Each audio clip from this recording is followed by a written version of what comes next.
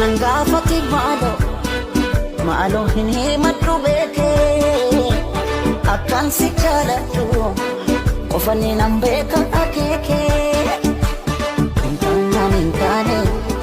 barsi malentake abe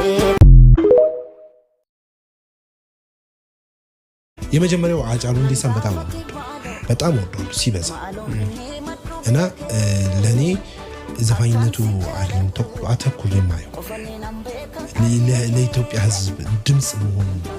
ድምጽ ድምጽ ሆኖ ያለፈው ወጣት ጀግና ወጣት ነው ለኔ በታሪክ ውስጥ እንደ አጫሉ እንዲሳ ጀግና ወጣት አላውቅም በጣም ጀግና ነው ደፋር ነው barsi malentake abe kontane ke ani du'en